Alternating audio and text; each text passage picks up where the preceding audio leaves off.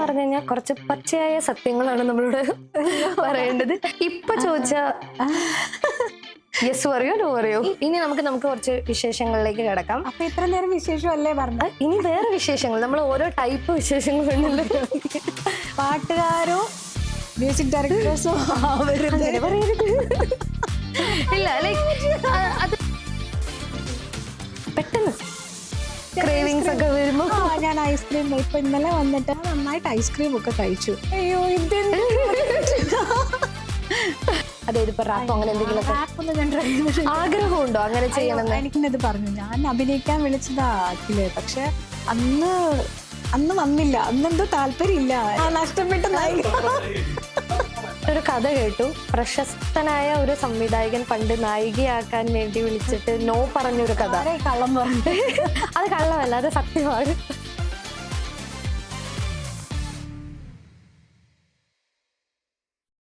Hello, hi, നമസ്കാരം. Welcome to വൈകിട്ട് എന്താ പരിപാടി വിത്ത് നമ്മുടെ അയർലൻഡ് FM മലയാളത്തിന്റെ ഹൃദയതാളം. ഞാൻ നിങ്ങളുടെ സ്വന്തം RJ അലൈന. ഇന്നത്തെ എപ്പിസോഡിലേക്ക് എല്ലാവർക്കും സ്വാഗതം. സംഗീതം ഹൃദയത്തെ സ്പർശിക്കുന്ന ഒരു ഭാഷയാണ്. ആ ഭാഷ വളരെയധികം നല്ല രീതിയിൽ സംസാരിക്കാൻ കഴിയുന്ന ഒരാളാണ് നമ്മുടെ ഇന്നത്തെ അതിഥി. അവരുടെ ശബ്ദം കേൾക്കുമ്പോൾ തന്നെ നമ്മുടെ മനസ്സാകെ ഇങ്ങനെ പീസ്ഫുൾ ആയിട്ട് മാറും. പ്ലേബാക്ക് സിംഗിങ്ങിലും സ്റ്റേജ് പെർഫോമൻസിലും തൻ്റെതായ ഒരു മായാജാലം സൃഷ്ടിച്ച വ്യക്തി. മധുരമായ ശബ്ദം കൊണ്ട് നമ്മുടെ ഹൃദയങ്ങളെ കീഴടക്കിക്കൊണ്ട് നല്ലൊരു പെർഫോമറും എന്റർടൈനറും പ്ലേബാക്ക് സിംഗറുമായ നമ്മുടെ സ്വന്തം Akhila Anand. Hi Akhila Anand, welcome to the show. അപ്പോ അയർലൻഡില് മുമ്പും വന്നിട്ടുണ്ടല്ലോ. അതെ, വന്നിട്ടുണ്ട്. അപ്പോ ഇപ്രാവശ്യത്തെ ജേർണി ഒക്കെ എങ്ങനെയുണ്ടായിരുന്നു? ഇപ്പൊ ഇച്ചിരി തണുപ്പൊക്കെ അല്ലേ നമുക്ക്? തണുപ്പാണ്. അപ്പൊ ഇന്നലെ വന്നതേ ഉള്ളൂ. നല്ല തണുത്ത കാറ്റൊക്കെ അടിച്ച് കുറച്ച് പുറത്തൊക്കെ ഒന്ന് കറങ്ങി. അതൊന്നിപ്പോ കുറച്ച് പണി കിട്ടിയെന്ന് തോന്നുന്നു. സൗണ്ടിനൊക്കെ പ്രശ്നം വന്നായിരുന്നു? ചെറിയൊരു ജലദോഷം പോലൊരു ഫീൽ. കുഴപ്പമില്ല. പരിപാടി നാളെയാണല്ലോ. എക്സൈറ്റഡ് ആണോ? തീർച്ചയായിട്ടും. കാരണം ഇവിടുത്തെ കുട്ടികൾ മാത്രമേ മുതിർന്നവരുടെയും പാട്ടുകൾ കേൾക്കാനുള്ളൊരു ആകാംക്ഷയിലാണ്. ഇപ്പോൾ നാട്ടിൽ മാത്രമല്ല, ലോകത്ത് എവിടെ ആയാലും ഇതുപോലെയുള്ള മത്സരങ്ങൾ സംഘടിപ്പിക്കാം എന്നുള്ളത് ഇവിടെ വന്നപ്പോൾ ഇവർ നമ്മളെ പ്രൂവ് ചെയ്ത് കാണിക്കുകയാണ്. അപ്പോൾ ഒത്തിരി സന്തോഷം. ഒത്തിരി നല്ല നല്ല അവസരങ്ങൾ എല്ലാവർക്കും കിട്ടുന്നുണ്ട്. നാട്ടിലുള്ളവർക്ക് മാത്രമല്ല, പുറത്തുള്ളവർക്കും ഒക്കെ പാടാനും ഡാൻസ് ചെയ്യാനും. അതുപോലെ ഇതിൻ്റെ കഴിഞ്ഞ വർഷം ഒരു ബ്യൂട്ടി കോൺടെസ്റ്റ് ഉണ്ടായിരുന്നു എന്ന് പറഞ്ഞു. അപ്പം അങ്ങനെയുള്ള അവസരങ്ങൾ ഉണ്ടാക്കി കൊടുക്കുന്നതിൽ എല്ലാവരോടും എൻ്റെ ഒരു സന്തോഷവും സ്നേഹവും അറിയിക്കുകയാണ്.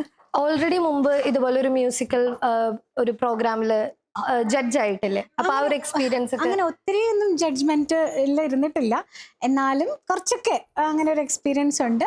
അപ്പോൾ തീർച്ചയായിട്ടും നല്ല എക്സ്പീരിയൻസ് ആണ്. പുതിയ ആളുകൾ പാടുന്നത് കേൾക്കുന്നതും അത് വിലയിരുത്താനുള്ളൊരു അവസരം കിട്ടുന്നതും ഒക്കെ സന്തോഷമുള്ള കാര്യം. അപ്പൊ അഖിലയുടെ ഒത്തിരി പാട്ടുകൾ നമ്മളെല്ലാവരും കേട്ടിട്ടുണ്ട്. അപ്പൊ ഇന്ന് ആ ശബ്ദത്തിന് പിന്നിലെ സ്വപ്നങ്ങളും കഥകളും കേൾക്കാനാണ് ഇപ്പൊ നമ്മൾ ആഗ്രഹിക്കുന്നത്. അപ്പോ ഈ പാട്ടിനോടുള്ള പ്രണയം അതെങ്ങനെയാണ് ഫസ്റ്റ് ഇങ്ങനെ ആരംഭിക്കുന്നത്? കുട്ടിക്കാലം തൊട്ട് പാട്ട് പഠിക്കുന്നുണ്ട്. അതിന് കാരണക്കാരൻ്റെ പാരൻസ് തന്നെയാണ്. പാട്ട് പാടാനുള്ളൊരു ഫാമിലിയിൽ ഓൾറെഡി ഇല്ല, അങ്ങനെ ആരും പാട്ടുകാരൊന്നുമില്ല, മ്യൂസീഷ്യൻസ് ആരുമില്ല. പക്ഷെ കുഞ്ഞിലെ പാട്ട് പാടുന്ന കണ്ടെത്തിയത് അച്ഛനും അമ്മയും തന്നെയാണ്.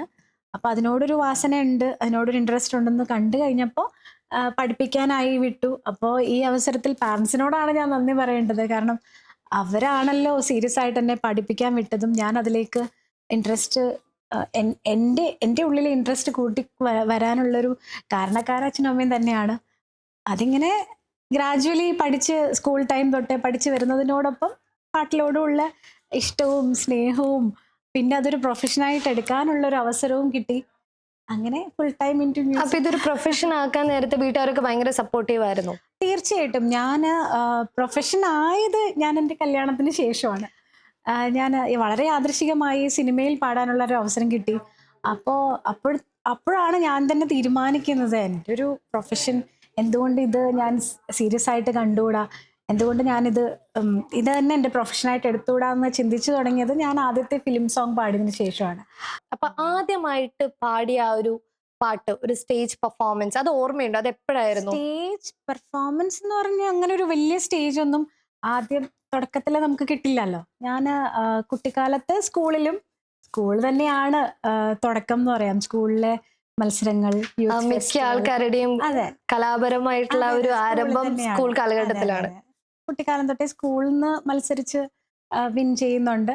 യൂത്ത് ഫെസ്റ്റിവൽസിന് പങ്കെടുക്കാൻ പറ്റുന്നുണ്ട്. അതൊക്കെ തന്നെയാണ് ആദ്യത്തെ സ്റ്റേജ്. പിന്നെ അച്ഛനും അമ്മയും ഗവൺമെന്റ് സർവീസിലായിരുന്നു. അപ്പൊ അമ്മ സെക്രട്ടേറിയറ്റിലാണ് വർക്ക് ചെയ്തിരുന്നത്. അപ്പൊ അമ്മയുടെ സെക്രട്ടേറിയറ്റിൽ ഒത്തിരി സംഘടനകളുണ്ട്. അപ്പൊ അവരുടെയൊക്കെ ഓരോരോ വാർഷികം വരുമ്പോൾ, ഓണം സെലിബ്രേഷൻ വരുമ്പോഴൊക്കെ എന്നെയും വിളിക്കും. അവിടുത്തെ ഒരു എംപ്ലോയിയുടെ മകൾ എന്നുള്ള നിലയ്ക്ക് എന്നെയും വിളിക്കും പാടാൻ. അവിടെ വർക്ക് ചെയ്യുന്നവരോടൊപ്പം പാടാനുള്ള അവസരങ്ങൾ കിട്ടാറുണ്ട്. അവരൊന്നും പ്രൊഫഷണൽ സിംഗേഴ്സ് ഒന്നും അല്ല, പക്ഷെ അതൊക്കെ നല്ല വേദികളായിരുന്നു. പിന്നീട് ഞാൻ പത്താം ക്ലാസ് കഴിയുമ്പോഴാണ് ഞാനൊരു ഗാനമേള പാടാം എന്നുള്ള, എനിക്ക് ഒരു ഗാനമേള ടീമിന്റെ അടുത്തുനിന്ന് ഒരു ഇൻവിറ്റേഷൻ വരുന്നത്. അപ്പൊ അതായിരുന്നു ഒരു തുടക്കം എന്ന് പ്രോപ്പർ പറയാം. ആയിട്ടുള്ള ഒരു അതെ, തുടക്കം. അതെ, അത് പ്രൊഫഷണൽ ആണോ എന്ന് ചോദിച്ചു കഴിഞ്ഞാൽ അങ്ങനെ പറയാനും പറ്റില്ല. തുടക്കമാണല്ലോ. അന്ന് അവിടെ സീനിയേഴ്സ് ആയിട്ട് പാടുന്ന കുറെ സിംഗേഴ്സ് ഉണ്ട്. എനിക്ക് ഒന്നോ രണ്ടോ പാട്ട് പാടാനുള്ള ഒരു ചാൻസ്, അത്രേ ഉള്ളൂ. അപ്പൊ പക്ഷെ അന്നൊന്നും നമ്മൾ വിചാരിച്ചില്ല ഇന്ന് അതെ, ഇത്രയും അങ്ങനെ ഒരു മികച്ച ഗായികയായി അയ്യോ, മാറുന്നുള്ളത്. അങ്ങനെയല്ല. അന്നൊന്നും അത്രയും സീരിയസ് ആയിട്ടും കണ്ടിട്ടില്ല. ഇതാണ് എൻ്റെ ഒരു പ്രൊഫഷൻ എന്ന് പോലും ഞാനന്ന് തീരുമാനിച്ചിട്ടില്ല. കാരണം അച്ഛന് കൂടുതലും കച്ചേരികൾ ചെയ്യണം, ക്ലാസിക്കൽ മ്യൂസിക്, കർണാട്ടിക് മ്യൂസിക് കൂടുതൽ സീരിയസ് ആയി പഠിക്കണം, കച്ചേരികൾ ചെയ്ത് അതിലെന്തെങ്കിലുമൊക്കെ ഒരു പേരെടുക്കണം എന്നൊക്കെയായിരുന്നു അച്ഛൻ ആഗ്രഹം. പക്ഷേ എപ്പോഴോ ഒരു കുറച്ചൊരു ടീനേജ് ആ ഒരു ഏജിലോട്ട് വന്ന സമയത്ത് ലൈറ്റ് മ്യൂസിക്കിനോടും ഫിലിം സോങ്സിനോടും ഒക്കെ കൂടുതൽ ഇഷ്ടം തോന്നി തുടങ്ങി. എൻ്റെ വോയിസ് കൂടുതലും അങ്ങനെയാണ് സ്യൂട്ട് ആവുന്നതെന്ന് എനിക്ക് തോന്നി തുടങ്ങി. കൂടുതൽ ഫിലിം സോങ്സ് ഒക്കെ പാടാനും വേദികൾ കിട്ടിക്കഴിഞ്ഞാൽ അങ്ങനെയുള്ള പാട്ടുകളായിരുന്നു കൂടുതൽ പാടാൻ ഇഷ്ടം. അങ്ങനെയാണ് ഞാൻ ഗാനമേള പാടി തുടങ്ങുന്നത്. ട്രിവാൻഡ്രത്താണ് ഞാൻ ജനിച്ച് വളർന്നത്. അപ്പോൾ ട്രിവാൻഡ്രത്ത് സിറ്റി വോയിസ് എന്ന് പറയുന്ന ഒരു ട്രൂപ്പിലാണ് ആദ്യം പാടി തുടങ്ങുന്നത്. അത് ഒരുപാട് കാലമൊന്നും പാടിയില്ല, വളരെ കുറച്ച് നാൾ. അന്നത്തെ സാഹചര്യം എൻ്റെ കൂടെ അച്ഛനും അമ്മയ്ക്കൊന്നും എപ്പോഴും കൂടെ വരാൻ പറ്റില്ല. അപ്പോൾ ഡെയിലി പ്രോഗ്രാം വരുമ്പോൾ അവർക്ക് ബുദ്ധിമുട്ടാണ് കൂടെ വരിക എന്നുള്ളത്. നമ്മൾ ചെറിയ പ്രായം ആയതുകൊണ്ട് എപ്പോഴും ആരെങ്കിലും കൂടെ ഉണ്ടാവണമല്ലോ. അപ്പം അതുകൊണ്ട് അധിക കാലം അങ്ങനെയും പോകാൻ പറ്റിയില്ല. പിന്നീടാണ് സിനിമയിലേക്കുള്ള കുറേ ഇതിലേക്ക് വർഷങ്ങൾക്ക് വരുന്നത്. ശേഷമാണ്, 2006 ഞാൻ ആദ്യമായി അതാണ് എനിക്ക് പാടുന്നത്. ചോദിക്കുന്നത്. ജാസി ഗിഫ്റ്റുമായിട്ടുള്ള ആ ഒരു വർക്ക് അത് എങ്ങനെയുണ്ടായിരുന്നു? ആ, അഴകാലിലെ മഞ്ഞച്ചരടിലെ അതെ, പൂത്താലി, ആ പാട്ട്, അതെ. അതിന്റെ ഒരു അനുഭവം ഒന്ന് ഷെയർ ചെയ്യാമോ? ഞാൻ ആ പാട്ട് പാടുന്നതിന് മുമ്പ് ആദ്യം എനിക്ക് നന്ദി പറയാനുള്ളത് ഡയറക്ടർ ജയരാജ് സാറിനോടാണ്. ജയരാജ് സാറാണ് എന്നെ ആ ഒരു പാട്ട് പാടാനുള്ള ഒരു അവസരം എനിക്ക് തരുന്നത്. ഒത്തിരി പുതിയ ടാലൻസിന് അവസരം കൊടുക്കുന്ന ഒരു വ്യക്തിയാണ്, ഒരു ഡയറക്ടറാണ് ജയരാജ് സാർ. അത് അഭിനയിക്കുന്നവർക്കാണെങ്കിലും ഇതുപോലെയുള്ള മ്യൂസീഷ്യൻസ്. ജാസി ചേട്ടന് ആദ്യത്തെ പാട്ട് കൊടുത്തത് ജയരാജ് സാറാണ്, ഫോർ ദ പീപ്പിളിൽ. അപ്പം അങ്ങനെ ഒത്തിരി ഒത്തിരി പേർക്ക് അവസരം കൊടുക്കുന്ന ഒരു വ്യക്തിയാണ് അദ്ദേഹം. വളരെ യാദൃശികമായി ഞാനൊരു പ്രോഗ്രാമിന് വെച്ച് ജയരാജ് സാറിനെ കാണുകയും ജയരാജ് സാറ് എൻ്റെ പാട്ട് കേൾക്കുന്നു. ഒരു ഓഡിയൻസിലുണ്ടായിരുന്നു അന്ന്. ഞാൻ ആ സമയത്ത് ഇതുപോലെ അലൈനെ പോലെ കുറേ പ്രോഗ്രാംസ് ആങ്കർ ചെയ്യുന്ന ഒരു ആങ്കർ ആയിരുന്നു. അപ്പോൾ ടി വി പ്രോഗ്രാംസും അതുപോലെ ലൈവ് ഷോസും ഒക്കെ ഒത്തിരി ആങ്കറിങ് ഫീൽഡിലുണ്ടായിരുന്നു. അപ്പോൾ ആ ഒരു പരിപാടിക്ക് ഞാൻ ആങ്കറും ചെയ്തു, അതിനോടൊപ്പം ഒരു പ്രയർ സോങ് കൂടി പാടി. ആ സോങ് ആണ് ജയരാജ് സാറ് കേൾക്കും. പിന്നെ ഞാൻ അതായിരുന്നു ടേണിംഗ് അതെ പോയിന്റ്. അതെ, തീർച്ചയായിട്ടും. അപ്പോൾ അങ്ങനെ നേരിട്ട് സംസാരിക്കാനുള്ള അവസരം കിട്ടി. എന്നോട് പറഞ്ഞു നന്നായിരുന്നു, വോയിസ് നല്ല വോയിസാണ്, ഏതെങ്കിലും ഒരു പാട്ട് പാടി എനിക്ക് അയച്ചു തരാൻ പറഞ്ഞു, ഒരു CD-യിലാക്കി അയച്ചു തരുമെന്ന് പറഞ്ഞു. അങ്ങനെ ഞാൻ ഇഷ്ടമുള്ള 2 പാട്ട്, എനിക്ക് കംഫർട്ടബിൾ ആയിട്ടുള്ള 2 പാട്ടുകൾ പാടി അയച്ചു കൊടുത്തു. അപ്പൊ അങ്ങനെയാണ് ഫിലിമിലേക്കുള്ള തീർച്ചയായിട്ടും. ഒരു എൻട്രി. ഇനി നമുക്ക് കുറച്ച് വിശേഷങ്ങളിലേക്ക് കിടക്കാം. അപ്പൊ ഇത്ര നേരം വിശേഷമല്ലേ പറഞ്ഞു? ഇനി വേറെ വിശേഷങ്ങൾ, നമ്മൾ ഓരോ ടൈപ്പ് വിശേഷങ്ങളുണ്ടല്ലോ. അപ്പൊ എനിക്കിനി അറിയേണ്ടത് കുറച്ചും കൂടി ആ ഒരു മ്യൂസിക്കുമായിട്ട് ബന്ധപ്പെട്ട കാര്യങ്ങളാണ്. അതായത് പല പല പാട്ടുകളുണ്ടല്ലോ. ഇപ്പൊ ചിലത് സാഡ് സോങ്സ് ആയിരിക്കാം, ഹാപ്പി സോങ്സ് ആയിരിക്കാം. അപ്പൊ നമ്മൾ അത് പാടുമ്പോൾ അതിന്റെ വോയിസും അതിനനുസരിച്ചിട്ടുള്ള ഇമോഷൻസ് വരുന്നതായിരിക്കും. അപ്പൊ അതെങ്ങനെയാണ് അത് സെറ്റ് ചെയ്യുന്നത്? അത് ഇപ്പൊ ഒരു സന്തോഷമുള്ള പാട്ട് പാടുമ്പോൾ നമ്മളും ആ ഒരു ഹാപ്പി മൂഡ് ക്രിയേറ്റ് ചെയ്യണം. തീർച്ചയായിട്ടും. ഇപ്പോ അഭിനയിക്കുന്ന പോലെ തന്നെയാണ് സിറ്റുവേഷൻ എന്താണ് എന്നുള്ളത് മ്യൂസിക് ഡയറക്ടറും അല്ലെങ്കിൽ അതുമായിട്ട് ബന്ധപ്പെട്ടവരൊക്കെ പറഞ്ഞു തരും. അപ്പോൾ ഒരു സാഡ് സോങ് ആണ്, ഭയങ്കരമായിട്ട് വിഷമിച്ച് പാടുന്ന ഒരു പാട്ടാണെങ്കിൽ അങ്ങനെ പാടണം. അപ്പൊ അതിനുവേണ്ടി എന്തെങ്കിലും ഇപ്പൊ ഒരു സാഡ് സോങ് ആണ്, അപ്പൊ നമുക്ക് പെട്ടെന്ന് ആ ഒരു ഇമോഷൻ വരില്ലല്ലോ. അപ്പൊ അതിനുവേണ്ടി എന്തെങ്കിലും ഒരു ഹോംവർക്കോ അങ്ങനെ എന്തെങ്കിലും നമ്മൾ ചെയ്യുന്നുണ്ടോ? ഒത്തിരി കേൾക്കുന്നത് നല്ലതാ. ഞാൻ അങ്ങനെ എല്ലാരും പറയുന്നത് കേട്ടിട്ടുണ്ട്, ശരിയാണ്. ഒത്തിരി കേൾക്കുന്നത്, നമ്മൾ പല ടൈപ്പ് പാട്ടുകൾ, പല ഇമോഷൻ, പല സിംഗേഴ്സ് പാടിയ, പല മ്യൂസീഷ്യൻസ് പാടി വെച്ച കുറെ പാട്ടുകളുണ്ട്. അപ്പൊ അതൊക്കെ ഓരോരോ ഇമോഷൻസ് ഉള്ള പാട്ടുകളാണ്. അതൊക്കെ കേൾക്കുന്നതും അത് പഠിക്കുന്നതും ഒക്കെ നല്ലൊരു എക്സ്പീരിയൻസ് ആണ്. അപ്പൊ അത് വീണ്ടും നമ്മളിലൂടെ വീണ്ടും അത് ഇങ്ങനെയുള്ള സിറ്റുവേഷൻസിൽ റീപ്രൊഡ്യൂസ് ചെയ്യാൻ പറ്റും എന്നാണ് എനിക്ക് തോന്നുന്നത്. ആൻഡ് നേരത്തെ പറഞ്ഞില്ലേ ക്ലാസിക്കൽ ആ ടൈപ്പ് ഓഫ് സോങ്സ് ആണ് കുറച്ചും കൂടി ഇഷ്ടമുള്ളത് പാടാൻ, അല്ലെങ്കിൽ അത് ചേരുന്നത്. അപ്പൊ ഇതുവരെ ട്രൈ ചെയ്യാത്ത ഏതെങ്കിലും ഒരു മ്യൂസിക് ടൈപ്പ് ഉണ്ടോ? അതായത് ഇപ്പൊ റാപ്പ് അങ്ങനെ എന്തെങ്കിലും ആഗ്രഹമുണ്ടോ അങ്ങനെ ചെയ്യണം? എനിക്ക് അങ്ങനെ വെസ്റ്റേൺ അല്ല, റാപ്പ്, എന്താ പറയാ, റോക്ക് അങ്ങനെയൊന്നും എനിക്ക് പറ്റുന്ന എനിക്ക് തോന്നുന്നില്ല. കാരണം എന്റെ വോയിസിന്. പക്ഷെ എന്തെങ്കിലും അങ്ങനെ ഒരു ആഗ്രഹം ഉണ്ടായിട്ടുണ്ടോ എനിക്ക് ഒന്ന് മാറ്റി പിടിക്കണം എന്നുള്ള രീതിയിൽ? ചിന്തിച്ചിട്ടില്ല ഇതുവരെ. പക്ഷെ നമ്മുടെ ഇപ്പോഴത്തെ ഒരു ജനറേഷനിൽ മിക്ക ആൾക്കാരും ഓപ്റ്റ് ചെയ്യുന്നത് ഒരു വെസ്റ്റേൺ അല്ലെങ്കിൽ ഫാസ്റ്റ് ആയിട്ടുള്ളത് അല്ലെങ്കിൽ റാപ്പ് ഒക്കെയാണ്. മിക്ക ആൾക്കാരും ഈ ക്ലാസിക്കൽ കർണാട്ടിക് ഇതിലേക്കൊക്കെ പോകുന്നത് വളരെ കുറവാണ്. അപ്പൊ നമ്മുടെ ആ ഒരു ഒതന്റിസിറ്റി നഷ്ടപ്പെടുന്നത് പോലെ തോന്നിയിട്ടുണ്ടോ?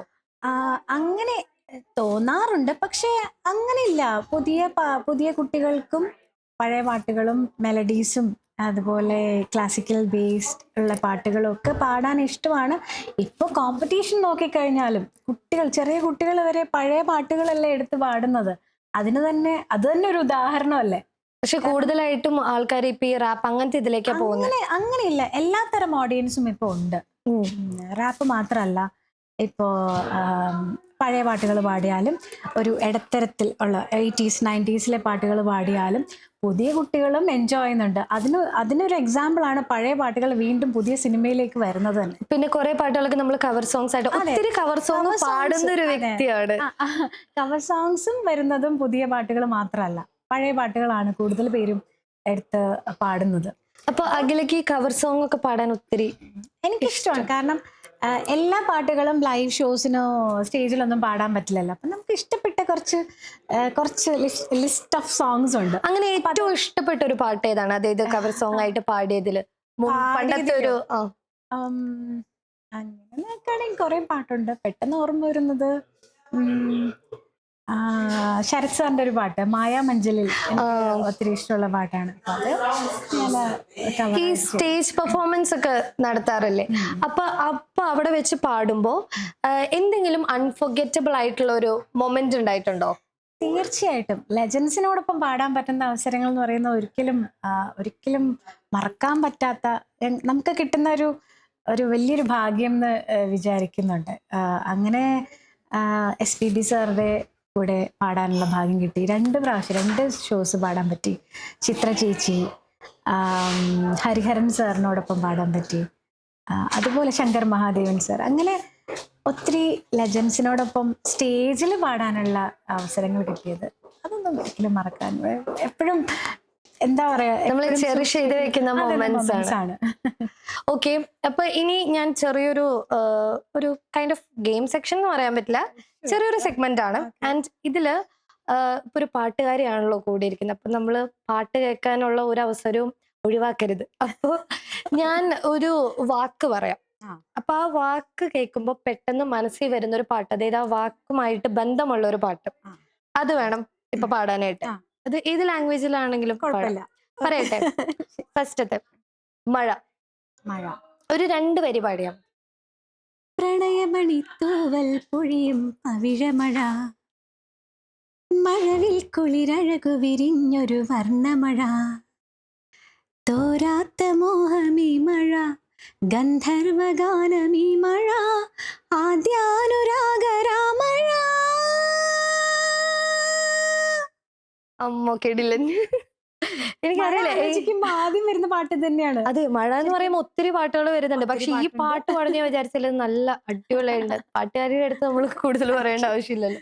പിന്നെ ഈ 2ാമത്തെ ഒരെണ്ണം പറയട്ടെ. ഇതിനകത്ത് പ്രണയം എന്ന് പറഞ്ഞുകൊണ്ട് തന്നെ 2ാമത്തെ വാക്ക് പ്രണയം. അയ്യോ, പ്രണയം കൊറേ പാട്ടുണ്ട്. അത്രയും മനോഹരമായ ജന്മമായി നിന്നെ ഞാൻ തേടുന്നു.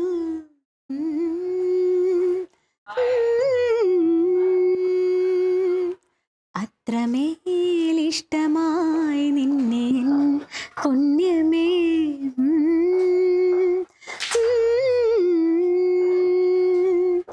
ദൂരതീരങ്ങളും മുഖതാരങ്ങളും സാക്ഷികൾ.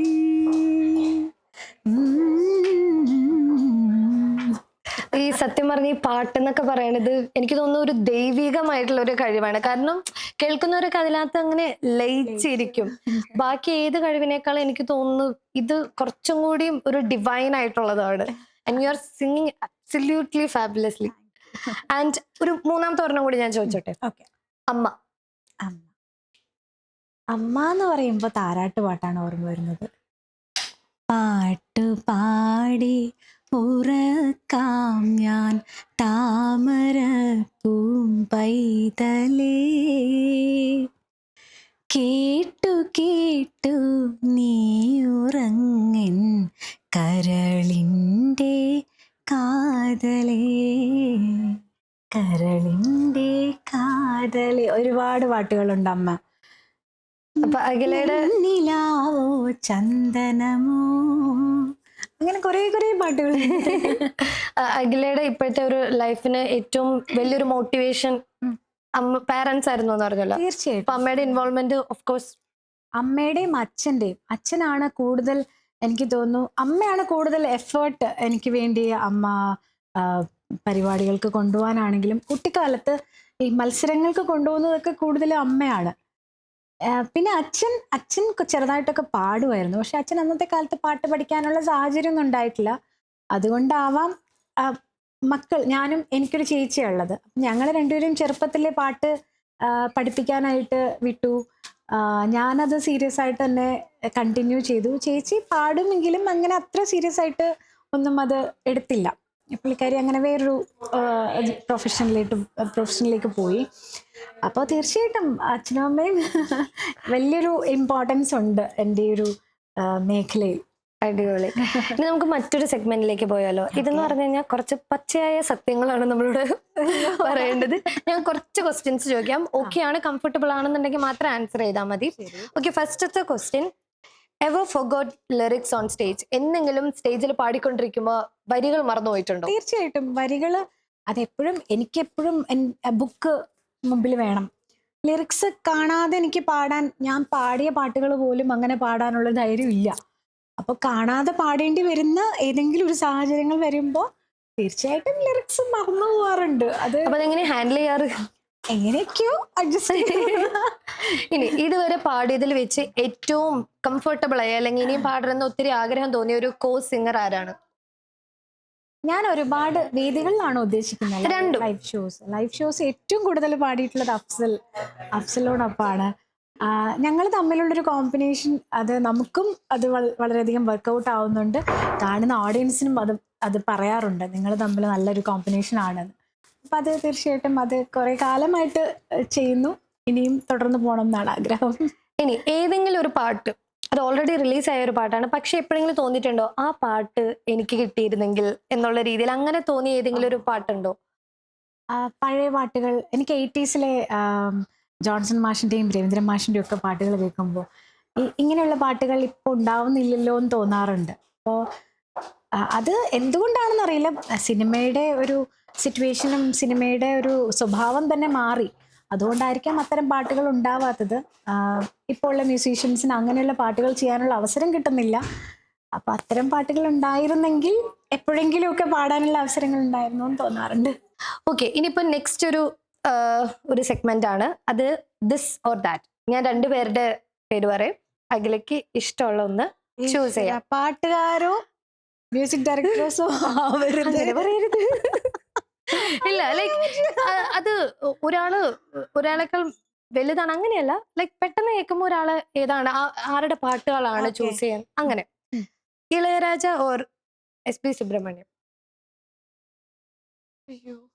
പെട്ടെന്ന്. ഇളയരാജ.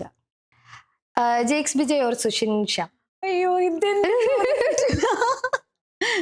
ജേക്സ് ബിജോയ്. ജാസി ഗിഫ്റ്റ് ഓർ അൽഫോൺസ്? അയ്യോ, രണ്ടുപേരും. എന്നാലും ഒരെണ്ണം. അങ്ങനെ ഞാൻ എന്താ പറയണ്ടേ, എനിക്കറിയില്ല. ഒരെണ്ണം വേഗം. രണ്ടുപേരും. ഓക്കെ, രണ്ടുപേരും. ഇനി AR റഹ്മാൻ അല്ലെങ്കിൽ റസൂൽ പോക്കറ്റ്? AR റഹ്മാൻ. ഓക്കെ. ഇനി solo recording or stage performance? Stage performance. Stage performance ആണ് ഏറ്റവും ഇഷ്ടം. കാരണം രണ്ടും ഇഷ്ടമാണ്. രണ്ടും അതിൻ്റെതായിട്ടുള്ള വ്യത്യാസമുണ്ട്. രണ്ടും രണ്ട് രീതിയിൽ ആസ്വദിക്കുന്ന ആളാണ്. സ്റ്റേജ് പെർഫോമൻസ് എന്ന് പറയുമ്പോൾ നമുക്ക് ഓഡിയൻസിൻ്റെ ഒരു അപ്പം തന്നെ ഒരു പ്രതികരണം കിട്ടും. കുറച്ചുകൂടി എനർജി കിട്ടുന്നത് സ്റ്റേജിലൂടെയാണ്. ഓക്കെ. റെക്കോർഡിങ്സ് തീർച്ചയായിട്ടും നല്ല പാട്ടുകൾ വരണം. നല്ല പാട്ടുകൾ റെക്കോർഡ് ചെയ്ത് അത് പുറത്തിറങ്ങുമ്പോൾ കിട്ടുന്ന ഒരു സന്തോഷം, അത് പറഞ്ഞറിയിക്കാൻ പറ്റാത്ത സന്തോഷമാണ്. ഈ സോളോ റെക്കോർഡിംഗ് ഒക്കെ ചെയ്യുമ്പോൾ നമ്മൾ നമ്മുടേതായ ഒരു ഇംപ്രോവൈസേഷൻസ് ചെയ്യാറുണ്ട്. അതായത് അഖിലയുടേതായിട്ടുള്ള ഒരു പേഴ്സണൽ ടച്ച് പാട്ടുകൾക്ക് കൊടുക്കാറുണ്ടോ? അങ്ങനെ ചോദിച്ചു കഴിഞ്ഞാൽ ഇപ്പം എല്ലാ മ്യൂസിക് ഡയറക്ടേഴ്സിനും അവരുടേതായിട്ടുള്ള ഒരു കാഴ്ചപ്പാടുണ്ടാവും. അപ്പോൾ അവർ പറഞ്ഞു തരുന്നതാണ് പാടാൻ ശ്രമിക്കാറ്. പിന്നെ സ്വാതന്ത്ര്യം തരുന്ന മ്യൂസിക് ഡയറക്ടേഴ്സും ഉണ്ട്. അങ്ങനെ വരുമ്പോൾ ഇങ്ങനെ പാടിക്കോട്ടെ എന്ന് ചോദിച്ച് അതൊരു അനുവാദം ചോദിച്ചിട്ടാണ് പാടുന്നത്. പക്ഷെ അതൊക്കെ വളരെ നല്ല രീതിയിൽ ആ പാട്ടിനെ കൂടുതൽ ഭംഗിയാക്കാറില്ലേ? രണ്ടും ഉണ്ട്. ചിലപ്പോൾ അത് ഞാൻ ഉദ്ദേശിക്കുന്ന രീതിയിൽ പാടിക്കഴിഞ്ഞാൽ ചിലപ്പോൾ അതൊരു ഭംഗിക്കുറവുണ്ട് എന്ന് പറയാറുണ്ട്. അപ്പൊ അവരുടെ എന്താണോ ഡിസിഷൻ അതനുസരിച്ചാണ് പാടേണ്ടത്. ഓക്കെ. ഇപ്പം അഖിലയുടെ വോയിസ് കേൾക്കുമ്പോൾ തന്നെ നമുക്ക് മനസ്സിലാവും വളരെ സ്വീറ്റ് വോയിസ് ആണ്. So how are you taking care of your throat? അതായത് ചില ആൾക്കാരൊക്കെ ഇന്ന ഫുഡ് കഴിക്കത്തില്ല, അല്ലെങ്കിൽ ഇങ്ങനെയൊക്കെ കുറെ കാര്യങ്ങളില്ലേ? തണുപ്പ് അധികം കഴിക്കാതിരിക്കുന്നതാണ് ത്രോട്ടിന് നല്ലത്. എങ്കിലും അത്യാവശ്യ ഘട്ടങ്ങളിൽ ചില സമയങ്ങളിൽ ചില സാഹചര്യങ്ങളിൽ ക്രേവിങ്സ് ഒക്കെ വരുമ്പോ ഞാൻ ഐസ്ക്രീം ഇപ്പൊ ഇന്നലെ വന്നിട്ട് ഞങ്ങൾ എല്ലാരും കൂടി പുറത്തു പോയി കഴിച്ചു. ഞാൻ നന്നായിട്ട് ഐസ്ക്രീം ഒക്കെ കഴിച്ചു. ഇനി അതുകൊണ്ടാണോ തണുപ്പുള്ളൊരു ക്ലൈമറ്റ് ആണ്. അത് കഴിഞ്ഞ് പുറത്ത് കുറച്ച് കാറ്റൊക്കെ കൊണ്ട് നടക്കുകയും ചെയ്തു. എന്നാലും അതൊക്കെ വല്ലപ്പോഴും കിട്ടുന്ന ഒരു ചാൻസും ഒരു അവസരമല്ലേ. അതുകൊണ്ട് അങ്ങനെയുള്ള ചില ചില സിറ്റുവേഷൻസിൽ തണുപ്പ് കഴിക്കാം. ഈ സൂപ്പർസ്റ്റിഷൻസ് മിത്ത് അതിലൊക്കെ ബിലീവ് ചെയ്യുന്നുണ്ട്. ഇപ്പൊ ചില ആൾക്കാരുണ്ട്, അതായത് ഇപ്പൊ ഒരു പെർഫോമൻസിന് മുമ്പായിട്ട് ഇന്ന കളർ ഡ്രസ് ഇടും, അല്ലെങ്കിൽ അങ്ങനെ കുറച്ച് കുറച്ച് ബിലീഫ്സുകളില്. അപ്പൊ അതൊക്കെ ഉണ്ടോ? അതൊക്കെ വിശ്വസിക്കുന്നുണ്ടോ? അങ്ങനെ അധികം വിശ്വസിക്കാറില്ല. ഒരു സമയം വരെ ഞാൻ റെക്കോർഡിങ്സിനൊക്കെ പോകുമ്പോൾ എനിക്കൊരു റെഡ് ചുരിദാർ ഉണ്ടായിരുന്നു. അപ്പം മിക്കവാറും എല്ലാ റെക്കോർഡിങ്സിനും അതിട്ട് അവസാനം എല്ലാവരും എന്നോട് ചോദിച്ചു, ഈ ഒരു ഉടുപ്പ് മാത്രമേ ഉള്ളൂ എന്ന് ചോദിച്ചു തുടങ്ങിയപ്പോൾ ഞാൻ വിചാരിച്ചു ശരിയാണ്, ഇങ്ങനൊരു ചിന്ത പാടില്ല. അങ്ങനെ ഉള്ളത് കൊണ്ടാണല്ലോ നമുക്ക് ആ ഒരു ഇതിൽ തന്നെ സ്റ്റക്കായി നിൽക്കുന്നത്. അതുകൊണ്ടാണ്. പിന്നെ അതങ്ങനെ ഗ്രാജുവലി മാറി. അങ്ങനെയൊന്നും ഇപ്പൊ നോക്കാറില്ല. ഓക്കെ. ഇതുവരെ ഒത്തിരി പാട്ടുകൾ പാടിയിട്ടുണ്ട്. അതിൽ നിന്ന് ഏറ്റവും പേഴ്സണൽ ഫേവറേറ്റ് ആയിട്ട്, അതായത് നമുക്ക് അത്രയും ഇമോഷണലി ആ ഒരു പാട്ടുമായിട്ട് അറ്റാച്ച്ഡ് ആയി അങ്ങനെ തോന്നിയ ഒരു പാട്ട്, ആ പാട്ടിന്റെ ഒരു 4 വരി പാടാമോ? തീർച്ചയായിട്ടും എൻ്റെ ആദ്യത്തെ പാട്ട് തന്നെയാണ് എനിക്ക് ഇപ്പോഴും ഇമോഷണലി അറ്റാച്ച്ഡ്. കാരണം പിന്നീട് കുറച്ച് പാട്ടുകൾ പാടിയെങ്കിലും എല്ലാ സ്ഥലത്തും എല്ലാ പ്രോഗ്രാംസിനും എനിക്കൊരു ഇൻട്രൊഡക്ഷൻ തരുന്നത് ആ പാട്ട് തന്നെയാണ്. ആ പാട്ട് പറഞ്ഞ് പല വേദികളിലും ഞാൻ തന്നെ പറഞ്ഞ് ആ പാട്ട് പാടുമ്പോൾ പലർക്കും അറിയില്ല, അയ്യോ ഈ പാട്ട് അഖിലയാണോ പാടിയത്, ഇതെൻ്റെ ഫേവറേറ്റ്, എൻ്റെ ലിസ്റ്റിലുള്ള പാട്ടാണ്, അല്ലെങ്കിൽ എൻ്റെ എൻ്റെ കല്യാണത്തിന് താലി കെട്ടുമ്പോൾ ഞാൻ CD-യിൽ ഇട്ട പാട്ടാണ്, അങ്ങനെയൊക്കെ പറഞ്ഞ് പലരും കേൾക്കാറുണ്ട്. അപ്പൊ അത് കേൾക്കുമ്പോൾ സന്തോഷം. അപ്പൊ ആ പാട്ടിന്റെ ഒരു 4 വരി പാടാമോ? തന്നെയാണ് എൻ്റെ പേഴ്സണൽ. തീർച്ചയായിട്ടും പാടാം. അഴകാലില മഞ്ഞച്ചരടിലെ പൂത്താലി, മഴവില്ലിൻ കസവുലയും മുകിൽ പുടവ ചുറ്റി, കുന്നിമണിക്കൊലുസണിഞ്ഞ് വയൽ കിളി വരവായി, കുരുന്നില പടർപ്പിനുള്ളിൽ കുളിർമൊഴി ഒഴുകി, ഏഴഴകായി പൂങ്കവിളിൽ ചിന്നി നിന്നാണം, എൻ കരളിൻ താഴ്വരയിൽ ചെമ്പകപ്പൂമഴ. അടിപൊളി. സത്യം പറയാലോ ഗോഡ്സ് ഗിഫ്റ്റ് എന്ന് തന്നെ പറയാം. എനിക്ക് ഈ പാട്ട് പാടുന്ന ആൾക്കാർ, പാട്ട് എന്നൊക്കെ പറഞ്ഞു കഴിഞ്ഞാൽ ഒത്തിരി, എനിക്ക് നല്ല എല്ലാവർക്കും ഇഷ്ടമാണ്. പക്ഷെ ഈ വോയിസ് കേൾക്കുമ്പോൾ ഐ എം ഫോളിങ്, ലൈക്ക് നമ്മളിങ്ങനെ മെൽറ്റായി പോവാണ്. അപ്പൊ അഖില, ഞാനൊരു കഥ കേട്ടു. പ്രശസ്തനായ ഒരു സംവിധായകൻ പണ്ട് നായികയാക്കാൻ വേണ്ടി വിളിച്ചിട്ട് നോ പറഞ്ഞൊരു കഥ. കള്ളം പറഞ്ഞു. അത് കള്ളമല്ല, അത് സത്യമാണ്. അപ്പൊ അങ്ങനെ ഒരു സംഭവം അങ്ങനെ ഉണ്ടായിട്ടുണ്ടല്ലോ. നായികയായിട്ടാണോ എന്നൊന്നും എനിക്കറിയില്ല. അന്ന് എന്തുകൊണ്ടാണ് നോ പറഞ്ഞത്? ആ, പ്രശസ്തനായ സംവിധായകൻ ജയരാജ് സാർ തന്നെയാണ്. ജയരാജ് സാറ് ആദ്യം പാട്ട് പാട്ട് കേട്ടിട്ടാണല്ലോ ഞാൻ സാറിനെ പരിചയപ്പെടുന്നത്, അടുത്ത് പരിചയപ്പെടുന്നത്. അപ്പോൾ സാറ് പറഞ്ഞു, ഒരു കാര്യം കൂടെ ഞാൻ ചോദിക്കാം, അഭിനയിക്കാൻ താല്പര്യമുണ്ടോ? ഞാൻ ഇത് ആദ്യമൊന്നും പറഞ്ഞിട്ടില്ല. ഇപ്പൊ ഞാൻ 1-2 സ്ഥലങ്ങളിലൊക്കെ പറയാം. കാരണം ജയരാജ് സാറ് തന്നെ ഞാൻ ഇരിക്കുന്ന ഒരു ഒരു ഒരു വേദിയില് വേദിയിൽ സാറ് തന്നെ ഇത് പറഞ്ഞു. ഞാൻ അഭിനയിക്കാൻ വിളിച്ചതാ അഖിലെ, പക്ഷെ അന്ന് അന്ന് വന്നില്ല. അന്നെന്തോ താല്പര്യമില്ല. എന്റെ അത് സിനിമ ഏതായിരുന്നു ആ സിനിമ? അതെനിക്ക് അറിയില്ല. എനിക്ക് തോന്നുന്നു അശ്വാരൂഢൻ, ആനച്ചന്തം അതൊക്കെ അടുപ്പിച്ച് വന്ന സിനിമകളാണ്. എനിക്കറിയില്ല. ഇപ്പൊ ചോദിച്ച യെസ് പറയോ നോ പറയോ? ഇപ്പോ അന്ന് അന്ന് ഞാൻ താല്പര്യമില്ല എന്ന് താല്പര്യം ഇല്ലാഞ്ഞിട്ടല്ല. എനിക്ക് തോന്നി എനിക്ക് അഭിനയിക്കാനൊന്നും ഉള്ള ഒരു കഴിവുണ്ടെന്നൊന്നും എനിക്ക് തോന്നിയിട്ടില്ല. ഞാൻ കുറച്ച് ഇത്രയധികം സംസാരിക്കുന്ന ആളൊന്നും ആയിരുന്നില്ല. കുറച്ച് റിസർവ്ഡ് ആയിട്ട് ഭയങ്കര പതുങ്ങി പതുങ്ങി ബാക്കിലോട്ട് വലിഞ്ഞ് നിൽക്കുന്ന ഒരു ടൈപ്പ് ആയിരുന്നു. അപ്പൊ അത് അങ്ങനെ ഒരാൾക്ക് സിനിമ അഭിനയത്തിലേക്ക് വന്നു കഴിഞ്ഞാൽ നല്ലതായിരിക്കുമോ, അത് യൂട്ടിലൈസ് ചെയ്യാൻ പറ്റുമോ എന്നൊക്കെയുള്ള ഒരു എനിക്ക് തന്നെ ആ ഒരു അവസരം പ്രയോജനപ്പെടുത്താൻ പറ്റുമോ എന്നൊക്കെ ഉള്ളൊരു കൺഫ്യൂഷൻ ഉണ്ടായിരുന്നു. പിന്നെ അത് മാത്രമല്ല വീട്ടിലും അന്ന് അങ്ങനെ ഒരു പോസിറ്റീവായിട്ടുള്ളൊരു സപ്പോർട്ട് ആയിരുന്നില്ല. അഭിനയിക്കണോ, പാട്ട് പോരെ എന്നൊക്കെ ചോദിച്ചു എല്ലാവരും. അപ്പൊ പിന്നെ ഞാൻ സാറിനോട് തന്നെ ജയരാജ് സാറിനോട് പറഞ്ഞു, സാർ എനിക്ക് അഭിനയിക്കാൻ തൽക്കാലം എനിക്ക് താല്പര്യമില്ല, എനിക്ക് പാട്ട് പാടാനാണ് ഇഷ്ടം. അപ്പൊ സാർ പറഞ്ഞു, എന്തായാലും പാട്ട് എന്തായാലും ഞാൻ ഓഫർ ചെയ്തു തരുന്നുണ്ട്, ഇതും കൂടെ ഒന്ന് ആലോചിക്കൂ, ഇനി എന്തെങ്കിലും അഭിപ്രായം മാറുകയാണെങ്കിൽ എന്നോട് തന്നെ പറയണം. ഇപ്പൊ അഭിപ്രായം മാറിയോ? പിന്നീട് ഇത്രയും വർഷം 2006 അത്. ഇപ്പോ കോവിഡ് സമയത്ത് ജയരാജ് സാർ തന്നെ ഒരു സിനിമ, മെഹഫിൽ എന്ന് പറഞ്ഞൊരു സിനിമ, അത് അതിലൊത്തിരി സിംഗേഴ്സും മ്യൂസീഷ്യൻസും ഒക്കെ അഭിനയിച്ചൊരു സിനിമയാണ്. അപ്പൊ അതിലൊരു ക്യാരക്ടർ എന്നോട് ചോദിച്ചു, അതിലേക്ക് പറ്റിയൊരു സംഭവം ഉണ്ട്, ചെയ്യുന്നോ എന്ന് ചോദിച്ചു. ഞാൻ ആലോചിച്ചു, എന്തുകൊണ്ട് ചെയ്തുകൂടാ? കാരണം ഇപ്പോ എല്ലാവരും എല്ലാ മേഖലയിലും കഴിവ് തെളിയിക്കുന്നുണ്ട്. അപ്പോൾ കിട്ടിയ അവസരം വേണ്ടാന്ന് വെക്കണ്ടെന്ന് എനിക്ക് തോന്നി. മെഹഫിൽ എന്ന് പറഞ്ഞ സിനിമയിൽ മനോജ് ഏട്ടന്റെ ഭാര്യയായിട്ടാണ് അഭിനയിച്ചത്.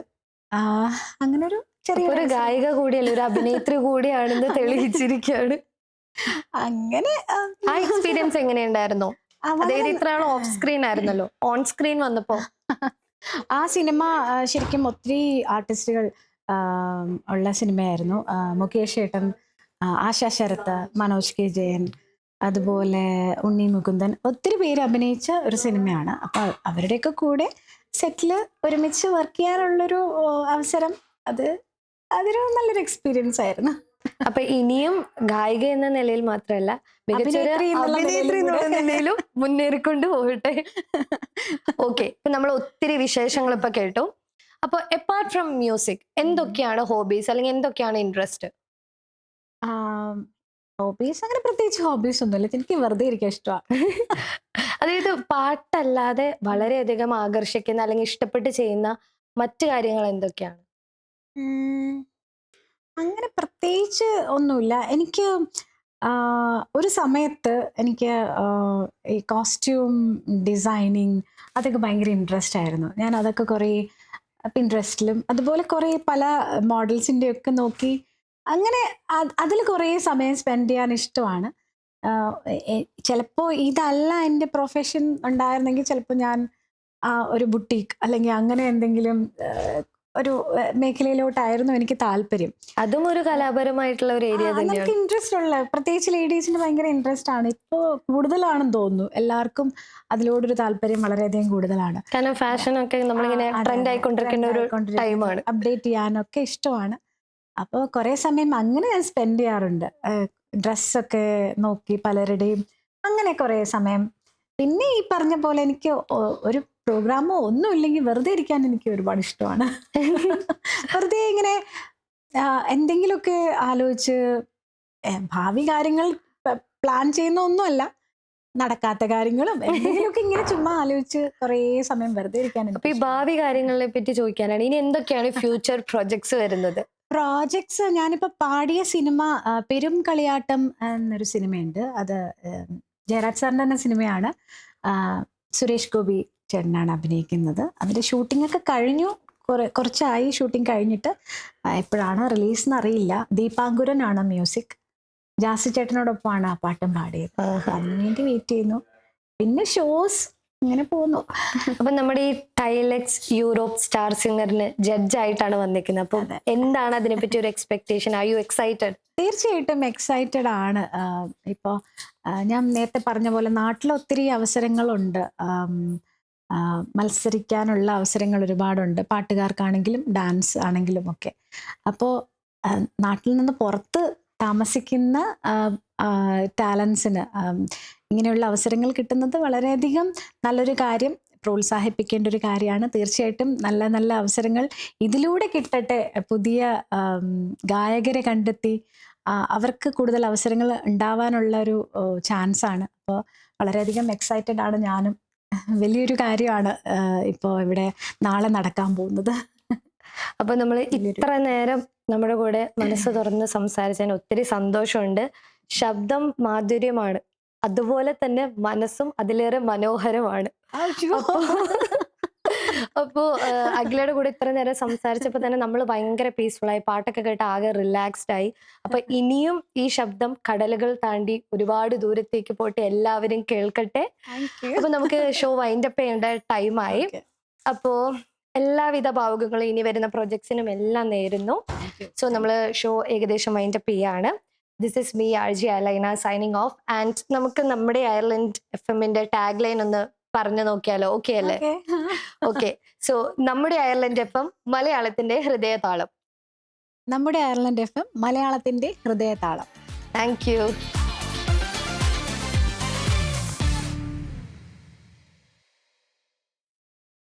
നമ്മുടെ അയർലൻഡ് FM-ന്റെ എല്ലാ പ്രിയ ശ്രോതാക്കൾക്കും എൻ്റെ ഹൃദയം നിറഞ്ഞ ക്രിസ്മസ് പുതുവത്സര ആശംസകൾ.